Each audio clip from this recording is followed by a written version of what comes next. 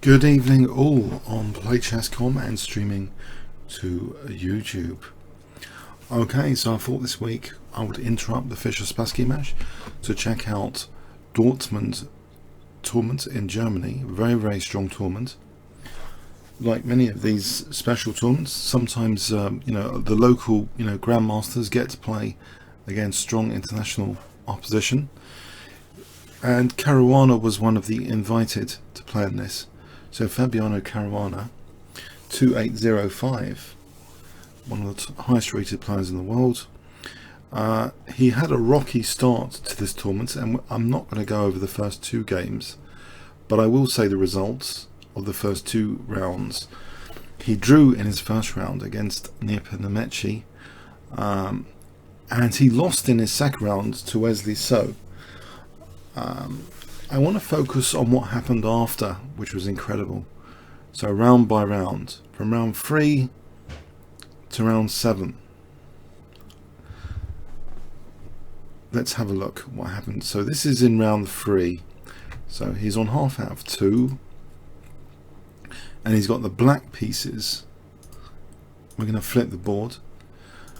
By the way, I hope the board is okay on YouTube. Actually, is it there yet? Hang on a sec.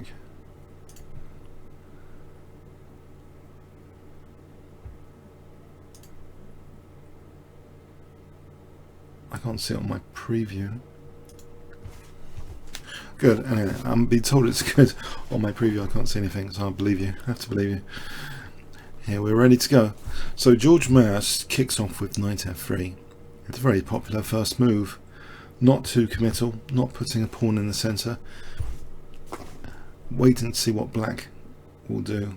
We have Caruana actually choosing the move d6. That's quite interesting. Committing a pawn. d4. And now we see g6. I remember actually sometimes some of Caruana's worst tournaments were when he fianchettoed bishops. There were even commentators that suggested that statistically, when Caruana fianchettos his bishop, he's more likely to lose than when he plays classically. So what happened in this game? So hang on. So d4, g6, he's fianchettoing a bishop. Of course, weaknesses are created when you fianchetto a bishop. We have e4, bishop g7. White hasn't committed the c-pawn yet, so it's not quite King's Indian territory. White actually, I'll put it on live book, check, White actually played bishop e2. This is actually the fourth most trodden on move. Knight c3 is quite popular here, or c3 or bishop c4. So bishop e2 was played. And actually also let's put on a Kibitzer here as well, just in case. I'll leave that on in the background. Okay, so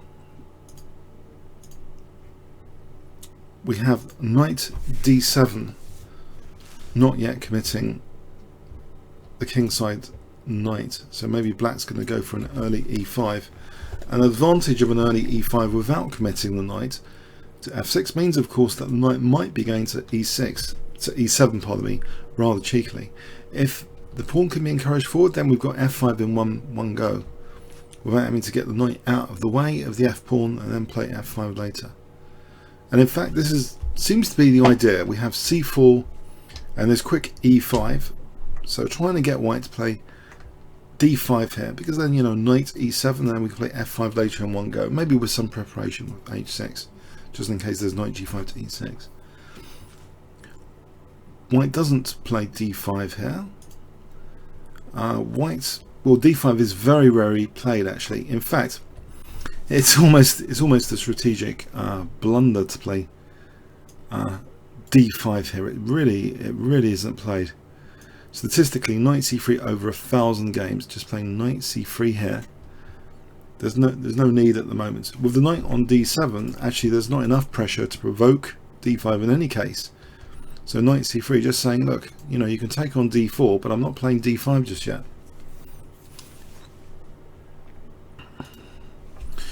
Now the knight does go to e7 in one go, nevertheless. And the game goes a bit crazy now, actually. Livebook suggests white often castles, but a move almost equally played is h4. There's over 100 games of h4 here. This seems a little bit strange, as though white's going on an attacking path here with h5, or is it just positional? Is it just to get some squares, weaken some squares, provoke some weaknesses? What is the case here? Should black castle into this? Black plays a nice waiting move, which is often the case for an h-pawn attack. The dreaded h-pawn attack, you can play a move like this, h6.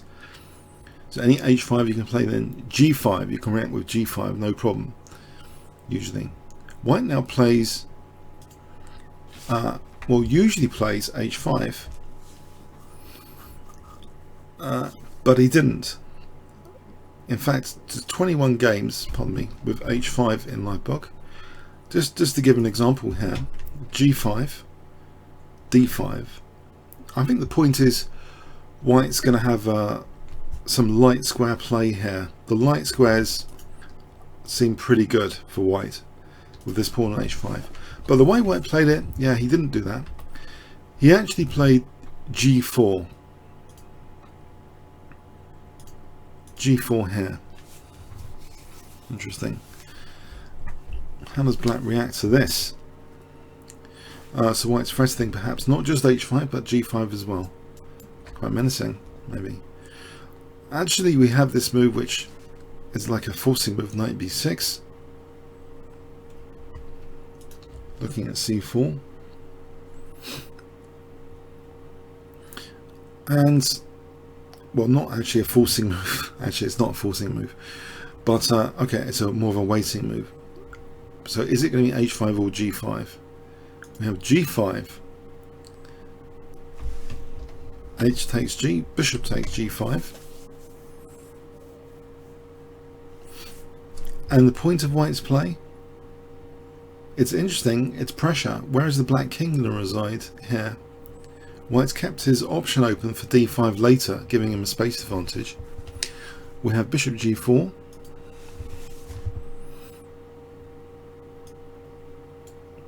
And now finally, after bishop g4, there's an encouragement now, because I think black is potentially threatening to take, and then take on d4. So white finally plays d5, and in doing so, I hope everyone can feel that, you know, the dark square weaknesses here that this creates fundamentally. I mean, an intuition for this, you know, when you got pawns on light squares, the dark squares are significantly weakened, yeah. And you really want to sort of torture white on the dark squares, even though you've got less space. You've got to find some way of torturing white. The dark square complex is a very important strategy for black in this position. And to achieve that, it would be nice to take out this defender of the dark squares, this g5 bishop. Sorry about my gaming mouse. Take out this defender somehow, exchange it off even for this one. And then you can try and later get some counterplay on the dark squares at least. So how does Caruana do this? Well, he plays f6. The bishop drops back, and now we have this logical exchange before white has a chance to keep a grip on this diagonal. Bishop h6, leaving and utilizing the rook on h8. He wants to exchange off the dark square bishops. So maybe emphasize this pain that white has, this underlying pain on the dark squares. Or he wants pain on the dark squares rather. White's got that space advantage, but you want to undermine those dark squares. So queen d3. White doesn't want to voluntarily take on h6 here. Bishop h5, keeping a lock on the king side. And white castles queen side. And now the king, it doesn't really want to castle over here, or over here obviously. It would just be losing a piece, he can't. So he plays actually king f7. So keeping this tension going, these bishops staring at each other. Rook dg1, as though there's some pressure on the king side, but where exactly? This actually seems pretty solid over here. at the moment. Queen d7. Now white does take on h6 and plays bishop f1. A weakness is spotted that black is actually weak on the light squares. These light squares are the inverse. And if white can get this bishop over here, then yes, torture time for black on the light squares. A very logical and standard rerouting maneuver, which you often get in King's Indian defense positions as white. Rook a h8, bishop h3, queen d8. Some dangers. The check, though, maybe is not that destructive. The Indian evaluation is clearly actually a little advantage for white at the moment. Knight e1. Now we have c6. Now, despite the rooks being over here, you think there's nothing over here to support opening up the position. Why would black want to open up the position on the queen's side? He hasn't got any pieces to attack the white king with. Well, actually, opening up a little might expose or gain access to these dark squares at some point in the game. Watch out for this queen on the dark squares later on in the game. We have b3. That might be significant later. Some more dark squares to play with. Knight d7. The knight wants to use c5 now. That would be nice to go to c5. Queen e3. You can see the pain emerging. But isn't there a technical issue here? This a7 pawn. Will black have to handle that? Well, he takes on d5 first. And you might think now, well, he's got to handle this a7 pawn. How does he do that? Also, the queen's looking at the rook. In fact, in this position, knight c5 was played, which is baiting white over here to take this pawn, because it seems as though b4 is not stopped, and why not just take the pawn after? So what's going on here with knight c5? Well, let's have a look at this position. If a6 was played, why not a6? I think there might be some snags with a6, and it's not to do with queen evasion over there. Maybe it's to do with something like f4 or taking on d7 first. But f4 is actually quite dangerous for black, threatening things like the check here, and it starts to get a bit menacing. If taking here, this is getting a bit scary for black's king. This position. Say check. And white's building up on the king side.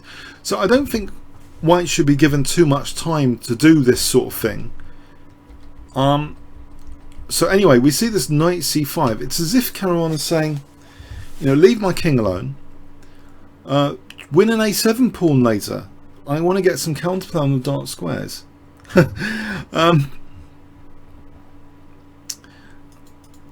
Okay, so b4.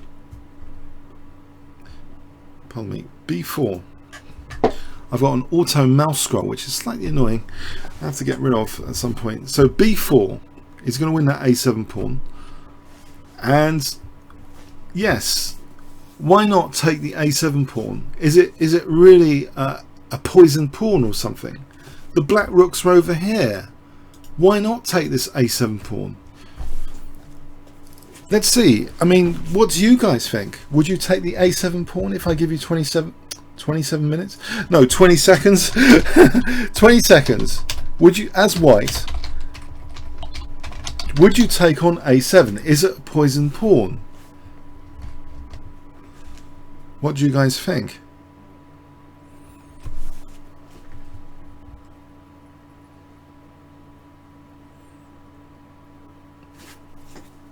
Caruana is playing with the black pieces, just to clarify. So he's inviting his opponent, George Mayer, to take on a7. Would you take on a7 or not?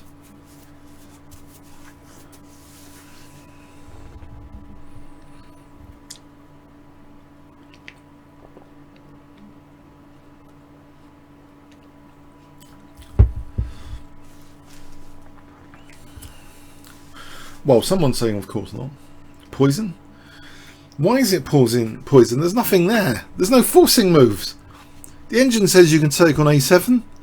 He does take on a7. The fault might not lie with queen takes a7. I might be supplying you the wrong question here.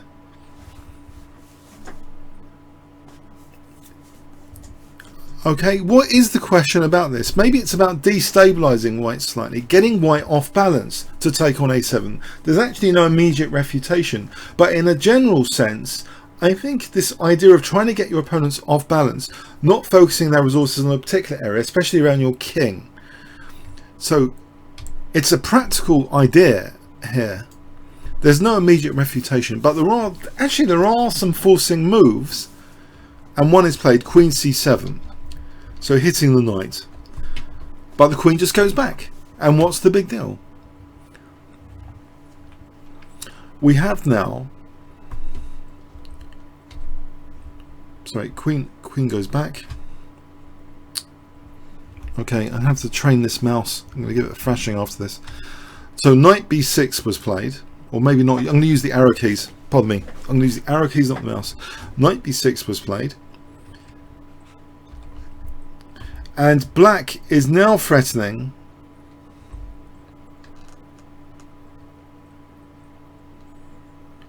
to take here, actually, because knight takes. There is a concrete threat to do with this pin hitting the queen and the knight.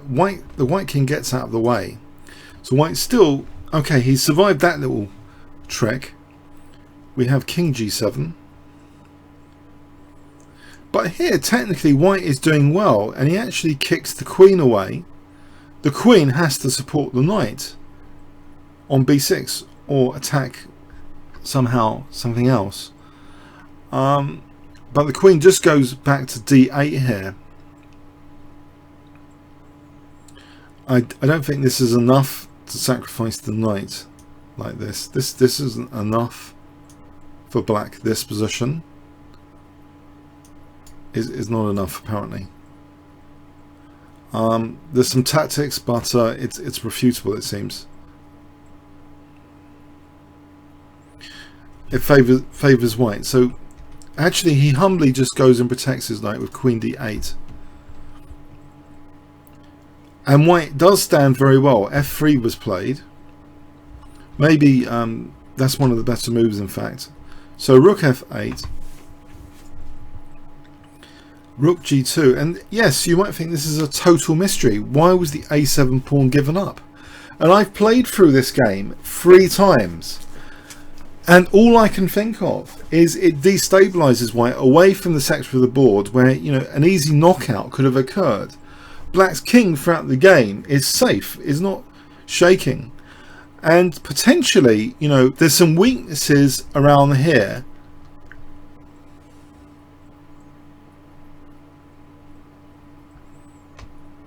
Blimey, I don't know what that was. Whoops.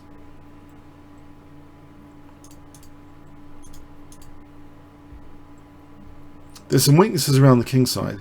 So we have f5, rook c2,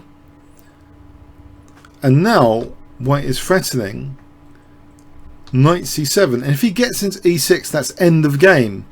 That's really essentially end of game. So Caruana, yeah, he's on half out of 2. And he's now playing knight a8. This is not looking too healthy, this position. And in fact, white continues the infiltration with queen a7 now, threatening queen takes b7. So if I asked you here, who do you think is better? Who is better, white or black? And I gave you 20 seconds. Who do you think is better here? This is at move 31.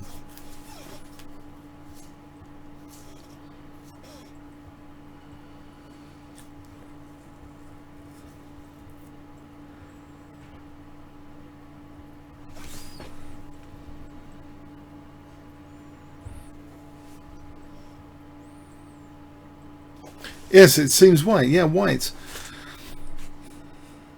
If Caruana was playing computer, he'd have no chance from here. A strong computer, a modern computer, 2015 computer. Okay, but he's playing a human. So he plays f takes e4. It's like +3 for white, this position, in fact, from an engine point of view. It's +3. Yeah? F takes E4. And white is just threatening queen takes B7 now. Carnivorous. Rook F4. And in fact here, there's kibitzing at chess.com, where one kibitzer indicated instead of this next move, bishop G2, white could have played queen takes B7 here. And it would have been very, very unpleasant for black. But white actually played bishop G2 here. Let's have a quick look what the big fuss is if queen takes B7. Say rook takes E4. The big fuss, knight D3 now, this was also mentioned, as though white is significantly better. Well, white is significantly better, it seems. Threatening rook C8, this looks like a very awkward configuration. Rook C8 with that pinned knight. Let's just check this. Knight D3 protecting B4, right, against for that rook E4. Let's give an example. Say rook takes H4, rook C8, queen takes, queen takes. It seems white is weaving his way to the black king here. Check, check. And actually, sorry, bishop H3 makes a mockery at my token move.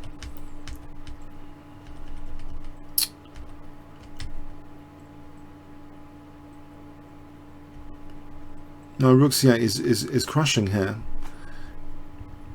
No, this is like +12 for white anyway. What does white actually do here? Instead of rook takes h4, say bishop g4 to stop rook c8. Bishop takes, rook takes. Here, knight c7, and this should have. It seems it should have been white's game. This is a good idea, it seems, in retrospect. A fantastic idea. If we get infiltration like this, this looks like a classic King's Indian defense win, where white is infiltrated on the 7th rank. On that c7 square is a classic infiltration on the 7th rank. It should be doomed for black, really. This is totally winning for white.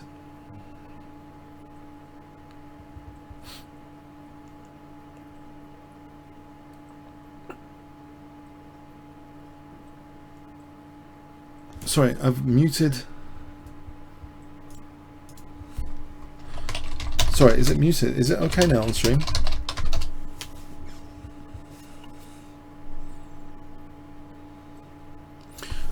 Oh, what's happened on over there?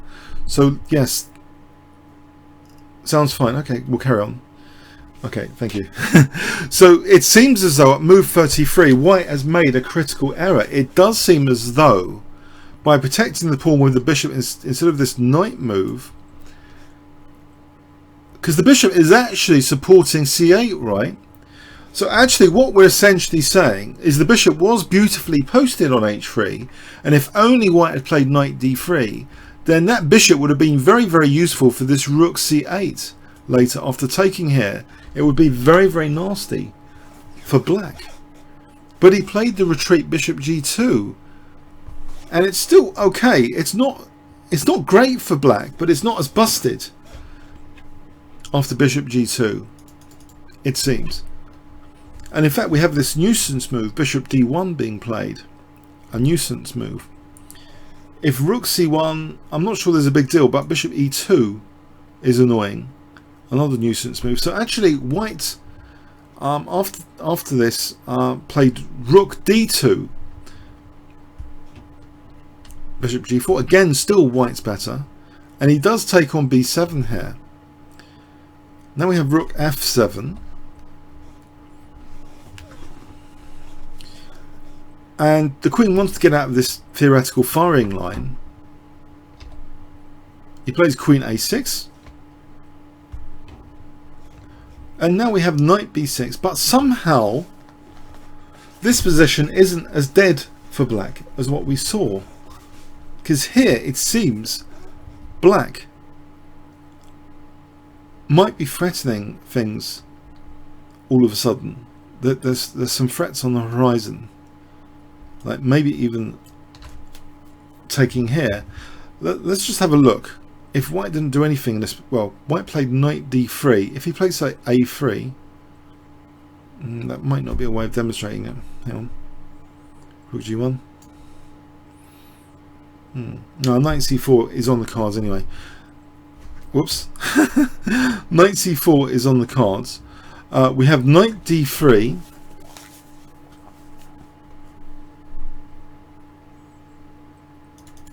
Knight c4 hitting the rook.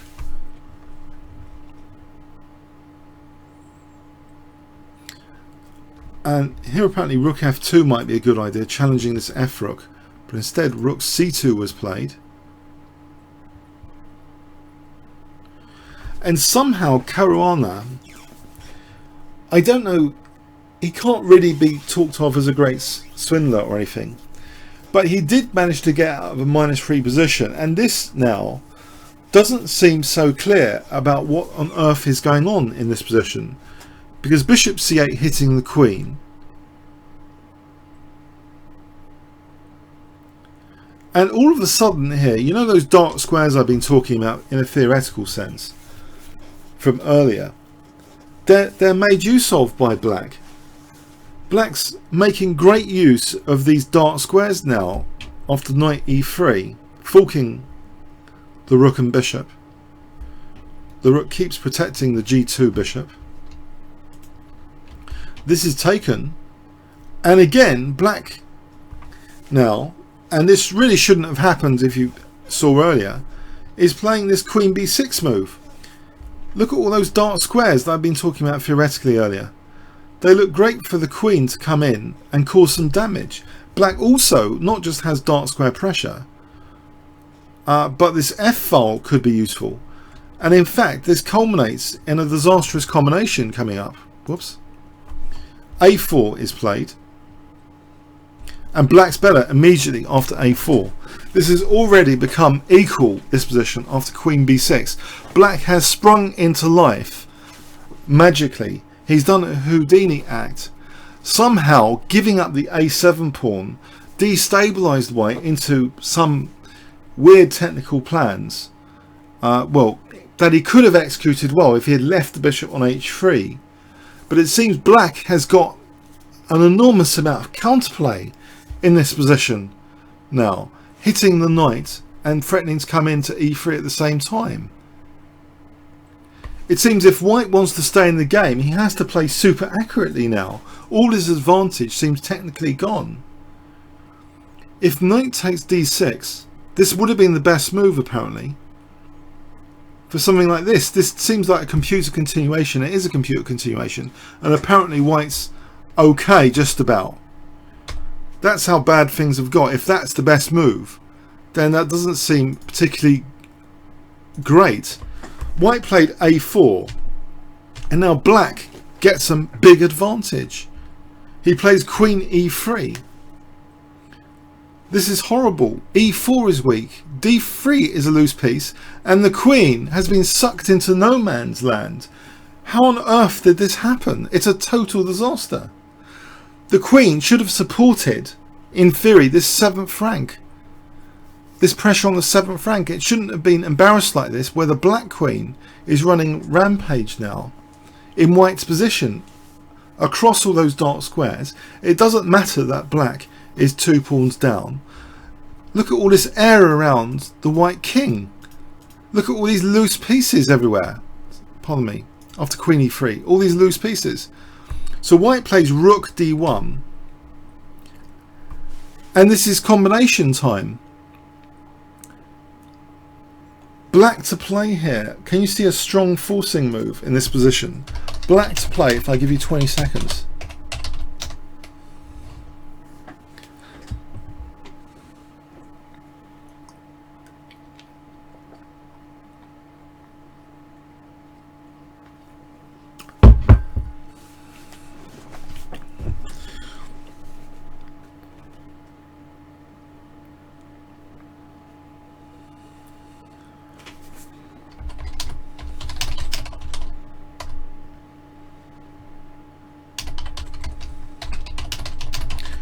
So if anyone knows how to lock the mouse wheel on the Logitech gaming mouse, please let me know, by the way. I need to lock down the mouse wheel. It seems to be scrolling. Sorry, it's a new issue I've created from a new mouse. How can I stop it wheeling automatically, accidentally? If you could let me know. If you know a Logitech gaming mouse, please let me know. Okay, so alright, queen takes e4 is good. Yes, that might be one of the stronger moves actually, queen takes e4, hitting the rook. That wasn't played. Another one was played instead, this rook f1 move. White has to play super accurately to remain equal. He took queen takes d3, rook c2. So far, okay, white is not totally dead here. He's not totally toast. Queen takes f1, king b2, and now this move, queen e1. So threatening both pawns, a double attack on both pawns. White queen still out in no man's land. And here, apparently, white should, technically, to remain equal, play knight c3. That would shield both pawns here in the best possible manner. But he didn't do that. White instead now played queen a7, which seems tempting enough to threaten taking here and then mating the black king. But it does give up the b pawn. That is taken with check. King a2. And here a remarkably resourceful, slippery defense is put up against this queen takes e7. Guess what Caruana plays?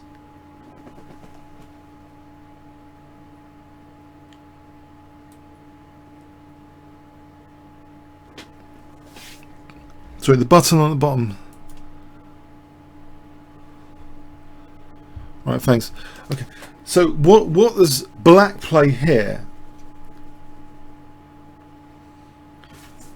to avoid this disaster, this knight? So what would you play here with black? So queen takes e7 check is played. Is going to be played. What would you play here with black? Any ideas? So 500 points if you get this wrong, 500 points if you get it right.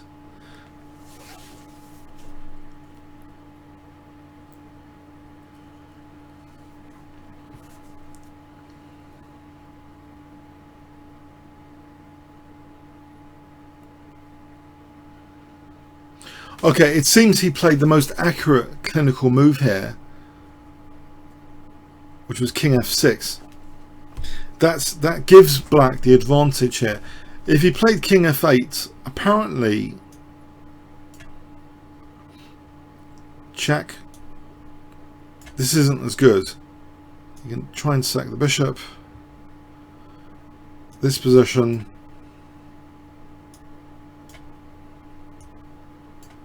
It gets really messy stuff. But apparently white isn't dead in this position. But by playing king f6 instead, these are hugely complex positions. King f6 instead, this changes the picture a lot on this rook f2 check. Now black blocks with knight f5 and is actually threatening lots of things like rook takes here, queen takes here, or queen c4 check. So white took that. Bishop takes f5.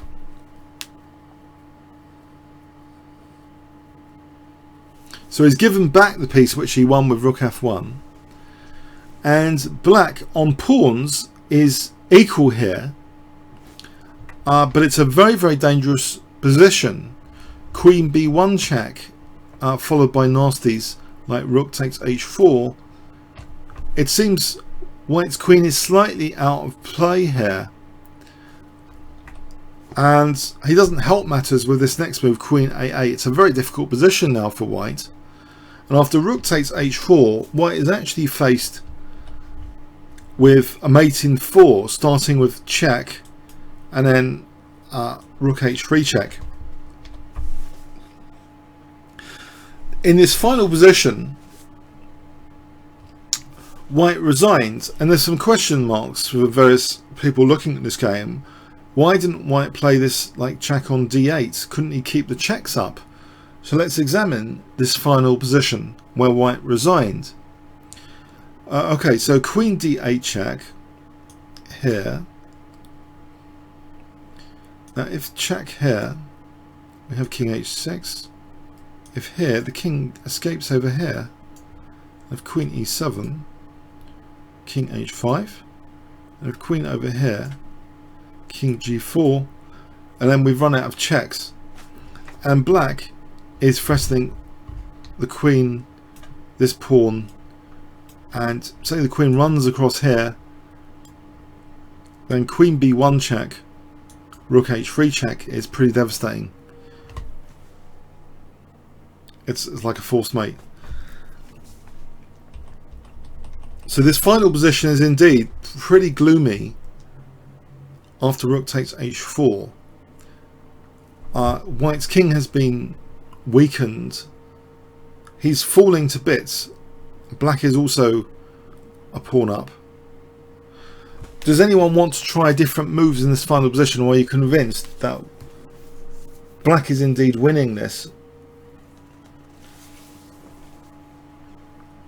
This is the nature of over the board chess. It's not a correspondence game played with computer help. In over the board chess, the idea of destabilizing your opponent, creating really difficult positions, or the possibility of creating really difficult positions, there was a possibility of total disaster for black if white had played accurately across that 7th rank.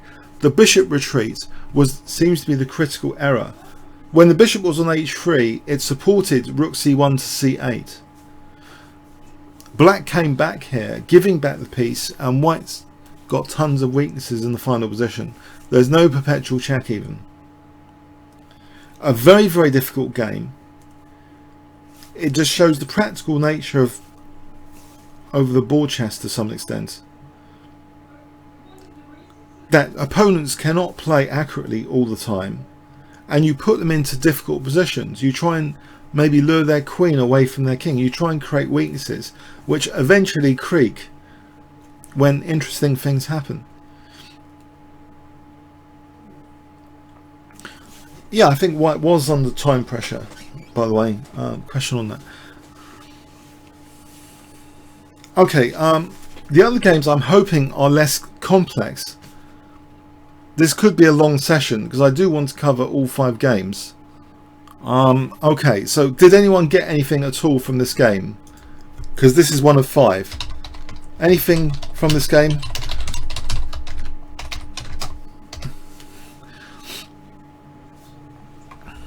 We'll go on to the next one anyway.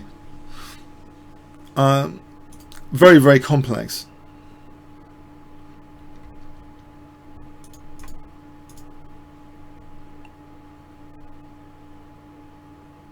Caruana playing white against Naidish in the next game.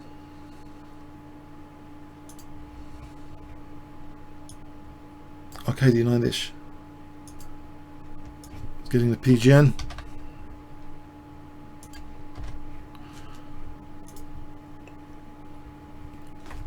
We're only on game 2 now out of 5. This could be a long session. So Naidish, I think the top German player, 2722. Caruana playing white.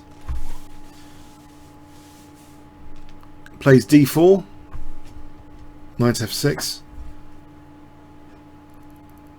c4, e6, and goes into the Catalan, g3.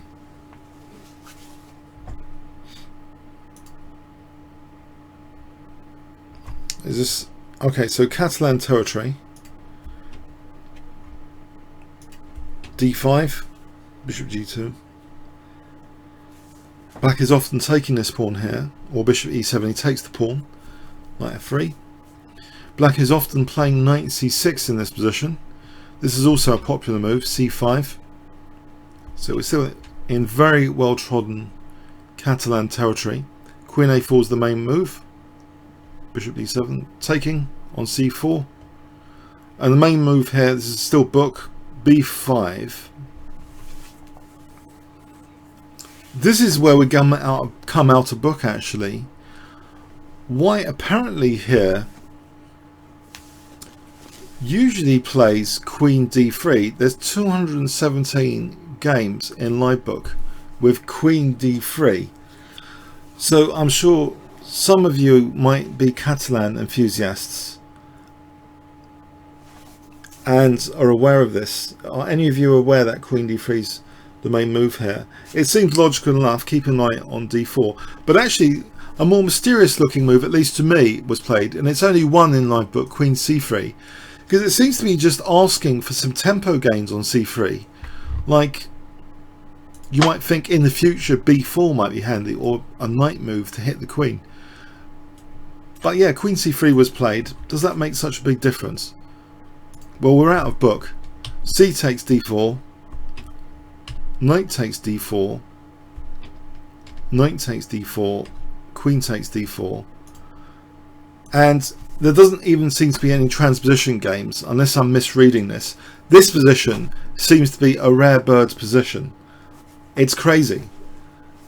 Queen c3 has taken this totally off the rails.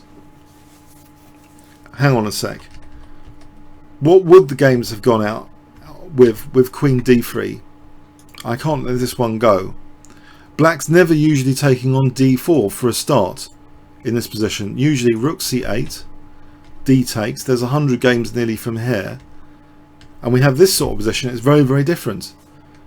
27 games from there. So what has happened with queen c3? Strange.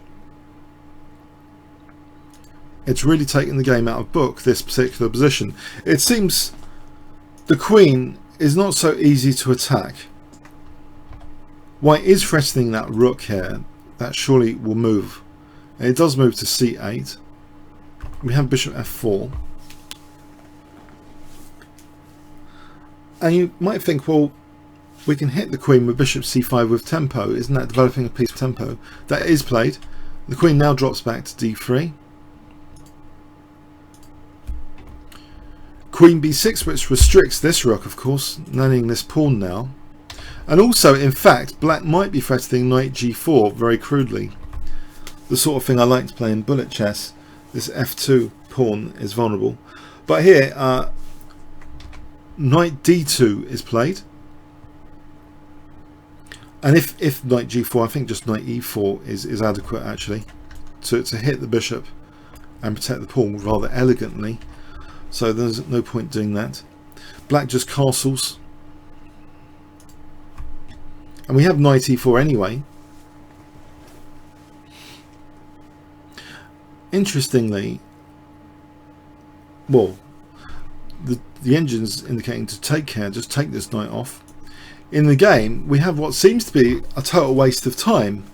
And I've played through this game, funny enough, 3 times as well. Black played knight d5. And Caruana just exploits the weakness of the last move, which is this h7 pawn has been neglected. I know, it's too simple to be true. Why not hit the h7 pawn and drive the knight back? Yes, he does do that. Yes, there's a threat of mate in 1.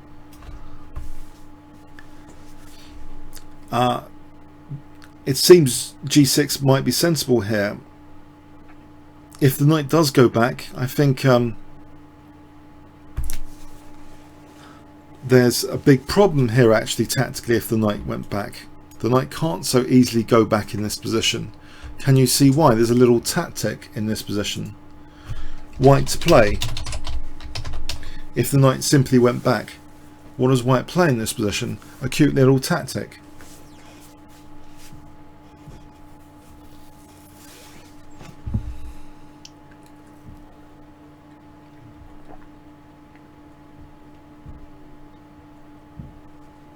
gets a small advantage for white. Can you see?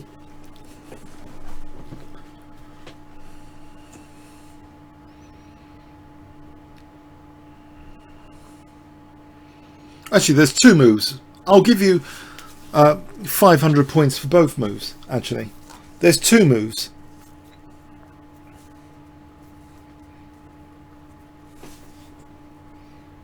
There's one that was actually played, and there's the engine suggestion. Sorry, no, this didn't happen in the game. Sorry, in the game G6 happened. So in the game, sorry, pardon me, in the game G6 happened here. Let's just say the knight went back. White has a strong move in knight takes h7 because d7's hanging here. Knight takes, we've got queen takes d7. Deserve